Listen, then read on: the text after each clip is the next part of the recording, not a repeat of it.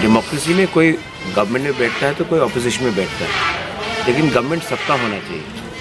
ये बात नहीं है कि हम लोग अगर पावर में नहीं आए तो काम नहीं हो, काम नहीं करें, बट एक कमिटमेंट होना चाहिए कि हमारा एक समाधान होना चाहिए। और अगर समाधान नहीं होगा तो हम गवर्नमेंट में कैसा बैठेंगे?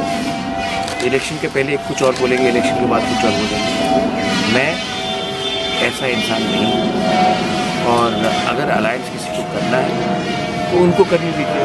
मैं अपने मेरा माइंड क्लियर है, थिंकिंग क्लियर है कि मैं अगर मेरा खुद का मेजॉरिटी नहीं आता और किसी ने हमें सोल्यूशन नहीं दिया कॉन्स्टिट्यूशन, तो हम गवर्नमेंट में नहीं बैठकर अपोजिशन में बैठेंगे। क्यों मंत्री बनना है?